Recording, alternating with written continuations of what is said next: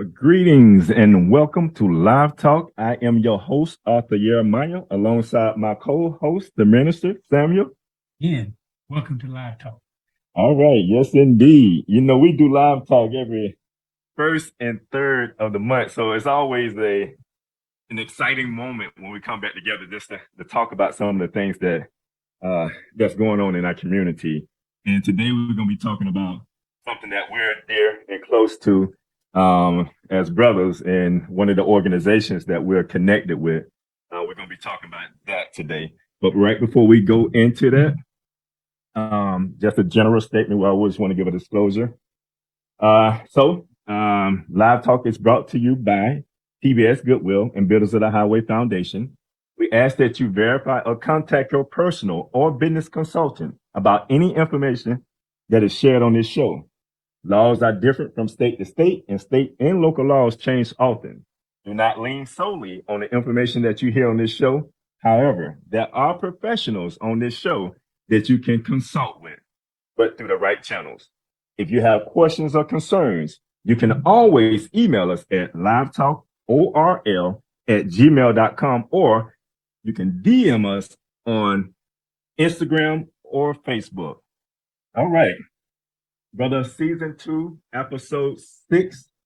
We're moving right along, Yes, we are. huh? All right. So before we get into some of our information, I want to give you just a rundown of the show today.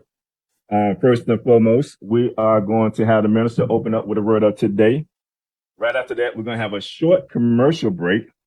And then right after that, we're going to go into our main topic of the day, which we'll be talking about who is MOP, why MOP was established. And then we're going to talk about some of the things that are happening in our community and we believe that MOP is a great solution to some of those things. And then we'll go to another commercial break. We'll come back. We're going to talk about a little world news and talk a little bit about inflation, bro. I may share some stats on that. We'll see how that works out. And then we'll end with a motivational quote. So with no further ado, Minister, what's the word of the day? Today we actually gonna have a quote of the day. All right. A couple quotes, and we're gonna reflect back a little because we know in February is normally deemed Black History Month, but for us we have Black History every month out of the year, and then they have Women's History Month following it. But we know we respect our women every day out of the year, especially our Black women. So our quote for the day, we're gonna start on the lighter side. Behind every great man is a woman who's rolling her eyes. so brothers, what that means is, we gotta remember to step up and keep our game stepped up. So that was on the lighter side.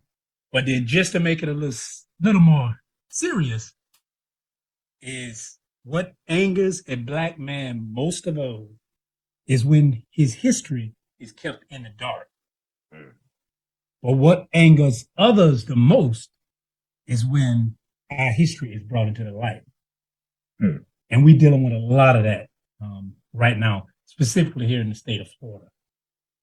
So just wanted to touch a little bit on that, where we have history and things about books, with history being not just for grade school, they trying to strip it out of college where you got intellectuals that are adults and literally trying to whitewash our history. I always say if we depend on them, they'll definitely do it. Yep. So that's why it's very important as parents, and then as leaders in our community and in our families as men, we have to take the right initiative to make sure that our children is being fed the right information.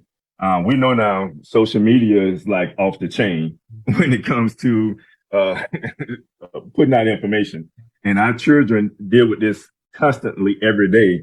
And it's not enough of us to be able to sit down with them and go over some of this foundational knowledge and information, but I say it's very important that we get into the habit of not allowing the public school system to teach our children, but for us to be more proactive in their lives and pushing, the right information that they need to hear about. I had a client yesterday, the older clients, and of course I do their taxes, I do their daughter taxes, and just hearing from them, and the mother was saying, like, would it be okay, what you think about me retiring next year? Well, no, she didn't say next year. She said at 62, right? So I said, okay, when you turn 62, she said next year. I said, so that's all of a sudden. That came up quick. Yeah, so that's my advice, just like that. That's kind of, but her whole idea was sooner or later she gonna have children, and with all the propaganda, all the mis information that's out there, I want to make sure that I put my grandchild in the best situation. Teaching her foundation information and knowledge. You know, and I thought about that for a second. I said, we always talk about that, but it's good to know that, and this is another persuasion, another nationality. And just to hear that, it's like, man, it's a lot of us on the same page when it comes to this. And it's a lot of righteous minded people that see what's going on in our society and are looking to do something different or do something about it. And it starts with home, start with family. Yes. Yeah. So you can't correct the issue until you properly address the issue. And then once an issue is addressed, it benefits all. It's, when it benefits our community as a Black community, it benefits the nation as a whole. But what people have to be conscious of, especially us and others who when they don't see it, when we as a people suffer and have issues, this country's going to suffer and it's going to have issues. Right. So when we solve our own issues, it helps to solve national issues. But if you create issues for us, you're actually creating issues for yourself. Hey, and that's it. Because it say, hey, if you bless us, you'll be blessed. Yes. If you curse us, you're gonna be cursed. So you can't put drugs in our community and expect us to get strung out. And then now the flip side of that is now those drugs flow back into your community, and now you strung out. And see, that's what they don't expect, but it happens.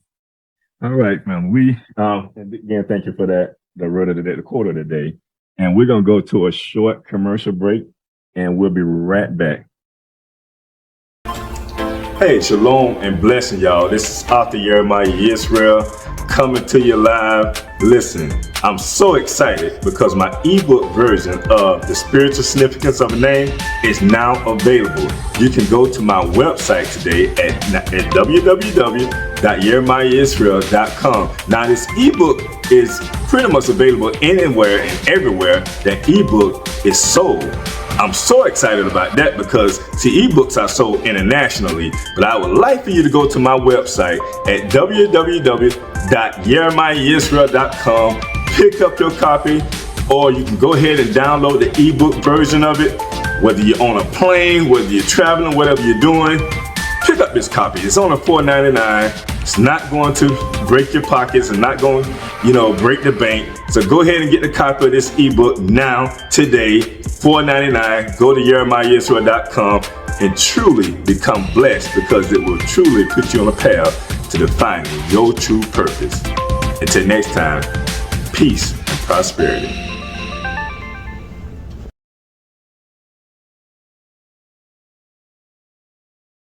All right, welcome back. And if you haven't gotten to purchase The Spiritual Significance of a Name, do go to my website, jeremiahisrael.com, and you can purchase that book. If you have my number, you can call me. I can make sure you get a copy of that book, either or, but we want to make sure that, information is powerful. We want to make sure any information that's not already out there can be, put out there in our system of this society, because it's like what we just mentioned, is just so much misleading information out there. We just want some good information out there. So by all means, if you haven't purchased that book, go to jeremiahisrael.com and purchase that book or give me a call. All right. Just to tag on that, you can get the ebook, but you can still also order the hard copy. Right. Because if you want to keep it in your library, you can definitely take that hard copy and keep it and make that spiritual investment into your name. There you go. And then to your point, because we never know when they'll get rid of a lot of this social media stuff and all this digital stuff. So get your hard copy. I say get your hard copy because you can study it. And the digital one, you can take it with you on the road. There you go. Keep it easy. There you go. Lighten the load. All right, brother. We're talking today about MOP, and we're going to get a little bit into the breakdown of MOP, how MOP was established. What is the acronym to MOP? Let's talk about that first. This is a subject near and dear to my heart, so it's like I don't know where you want to start because we could go on, but I guess just to be, MOP, men of purpose, has an acronym. I don't know if you want to take this one or you want me to take it. Take it. Okay. See, men of purpose is how it starts out, MOP.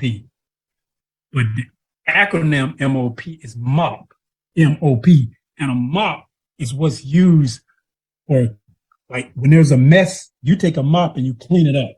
If there's an accident, you take a mess and you clean it up. When you want to make something clean and you want to make it look good, you have to get your mop and you got to clean it up. See, so MOP is that mop that can take these accidents that we've had within our community, specifically with our youth, we can clean it up. When it comes to polishing them and making it presentable, MOP can clean it up. When there's a foul odor or something that don't look clean, MOP is that which can make it look, smell, and be not just clean and presentable, but take on a whole new look. And see, your floors are normally your foundation. So MOP deals with getting that solid foundation back in the way that it was supposed to. So it wasn't coming together by happenstance. MOP is a great name, but that acronym MOP was designed right along with it. What's the significance of a name? Hey, see? Well, look at that power in a name. We use the acronym MOP, MOP, and to describe it in that way, like, how can you not understand the purpose behind this organization? Yeah. You get what I'm saying? I see you got the MOP shirt on. No, I had to come to represent. Why didn't I have, I had to represent. What I'm thinking about, I got my t-shirt and my polo shirt. I'm supposed to have both of them on. Now you could be mopping, you forget to put the shirt on. Right. But no, to your point, we use the acronym MOP and we just try to went into the definition of what MOP is. That's to come up with men of purpose, to define our purpose. We know it's a mess in our community, and it starts with us as men to clean up the mess in our community because we have created all type of drama, all type of heartache and pain when it comes to our women. And that's why sometimes brothers don't understand and we come together, we got to talk about ourselves because if we get ourselves together, our women will follow right behind. Yes. But if we're not together, of course they're going to act out. It's like having, when you raise children, you don't teach them foundation, ethics and things of that nature, they're going to act out. It's how they've been raised. It's what they're picking up on. And whatever we put out into the universe, that's what's going to come back to us. And that's what's happening in our community with our women. We got to be mindful and conscious of that. And that's why as MOP, we came together understanding the need in our community. Now, I say when it comes to MOP, I say we are a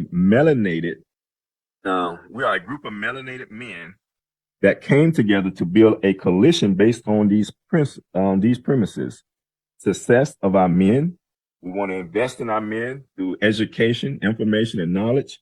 Empowering our young men, which is much needed in our community today, especially we see this here, and I'm going to show something a little later in regards to some of our young men, 19, 20 years old. What we said the age was from 15 to 35. Yeah, I think it's 13 to 35. 13 to 35. So we have a lot of young men out there that are looking for guidance. We have to remember we was born into a society in a culture that we didn't know the importance of many different things, especially as men raising and raising children. Yes. So our fathers, if we had fathers, they did the average thing that most men would do. What? Provide and so-called protect. I don't understand how they protect is. They are at work all day, but exactly. But the thing is, that was the notion. The notion is provide, protect, nothing else. So nothing else is given to the young man other than he know how to go out and provide. Okay, whether he's providing, selling drugs, or whatever he's doing to provide. In his head, he providing. Yep. But then where the protection come in at? Because when you go to, we talked about this on the show the other week. When you go to jail, when they catch you, where's the protection now? Who's going to protect your offspring? Who's going to protect your woman? But you're a man, you out there, you got to do what you got to do. But there's consequences that we talked about on the last show. Yes. That also we have to take into consideration. What are the consequences to me doing that, of violating that law? What can happen to me if I get caught? And then that goes back to knowing the law. That's another area we lack in, knowing the law. They change laws, y'all, just in case you didn't know that they change laws every year. Yes. The statutes, and we just here in Florida. I'm pretty sure wherever you are in your state, however the legislation works and, how they pass laws. But most laws are passed, they're implemented, petitioned, and passed throughout the year, around about July. And now the statutes, they're updated around October. So any new laws that have been already established in the system, even if you was to go to, the Florida statutes, you won't see the updated laws until October, unless they enforce them on you. Right. And they're going to enforce them on you. And they're going to say, well, this already was, passed by Congress, so this particular law here, we're going to enforce it on. And we're lacking that knowledge. You see that my main purpose part of that cleaning up, it's good to bring up the law. And you brought about providing. See, a lot of us, like say, if you had a father, not the generation before, they made it so difficult for you to provide, and you had to spend all your time providing. You had very little time to do some protecting or educating because you had to spend all your time and your resources basically to provide. And then now the younger generation say, well, I'm not going to do that. I can find a faster way to turn some paper. And I know how to provide. But then we know the law got a trap set. See, part of that, we weren't taught to read. So the education system is very important. It's something you brought up, and we're not going to get too deep, but I just want to share it that, see, there's a law that we get when they pass them laws, it's in Black's law. But what's taught us in Webster's and what's in Black's law is different.